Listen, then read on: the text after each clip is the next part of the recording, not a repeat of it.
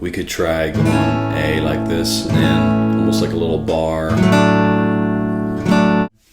Okay, so in part one, we examined the intro of I'm Still Standing,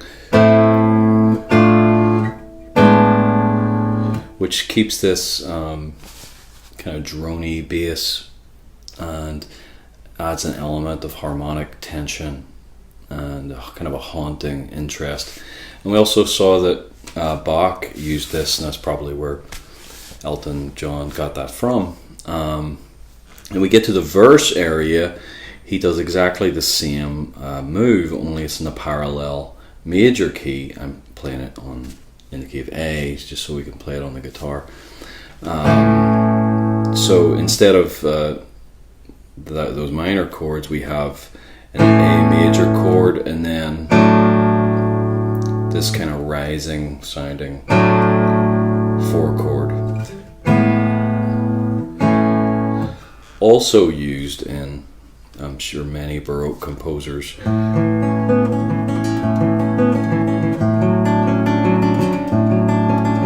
Right, the 5 chord, back to 1. So this is a very common move then, and he's using it in the verse as well.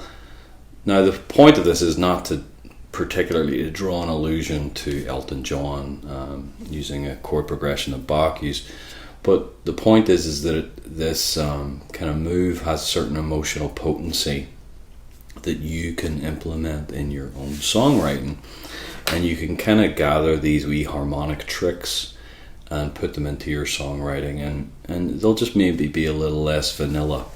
So if we do that, you know, if we think of in the key of A, instead of going in a root position to D, we could try going A like this, and then almost like a little bar. You can slide up to the 5 chord too. And you could do it in a different key. You could do it, let's say we were in the key of G. I like to do this and keep my first finger open so I can do this particular type of move. So I'll just, instead of going to a normal C chord, I'll just keep this here and I'll just add these 2 fingers.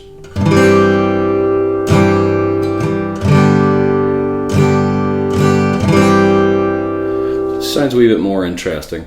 I'll do it in the key of D. Instead of going from D to this big, you know, chunky shift, I could do this little wee mini bar here. We've got this on the 4th fret and then a little 2-string bar with the index finger. If you're uncomfortable doing bars, you could finagle these 2 notes like that, you know.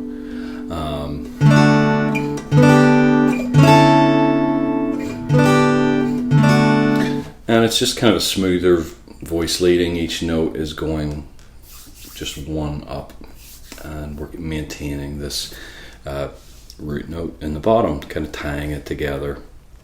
And you'll notice in, you know, if you examine any movie scores or classical pieces, this is just what's called good voice leading, you know.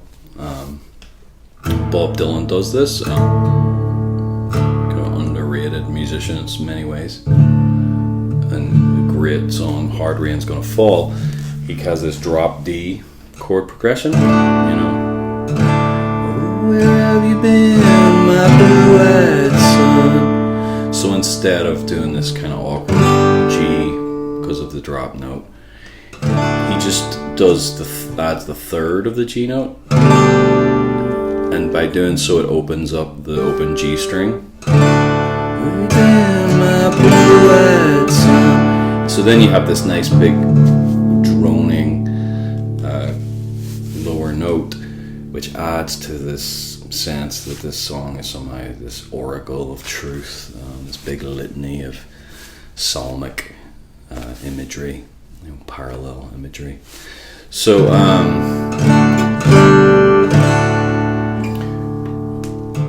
try that in your songs and in your arrangements. If there's a song that goes from a 1 chord to a 4 chord and it's sounding a wee bit vanilla, try this by maintaining the bass note. You'd also do it in the minor key, just like we did with the intro. I do this a lot. See, that's a much more beautiful sounding 4 chord in A minor to me than going right.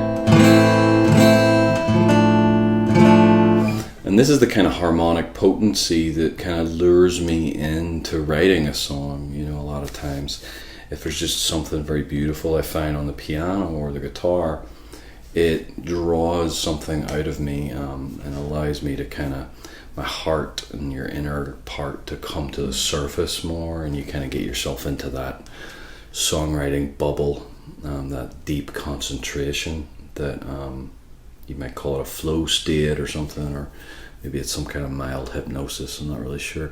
But this is the necessary thing for me to write songs, is the heart to come to the surface. And the music itself does that. Music is this emotional truth, and it pulls your heart out to the surface, and your laptop brain can kind of shut off. So give that a wee whirl, and let me know if that's a clear explanation or not. I'm going to try and give you some wee songwriting tips like this more in the future, and try and be a bit more useful to you. So let me know if that needs to be explained better, or any other things that maybe you're curious about. Cheers.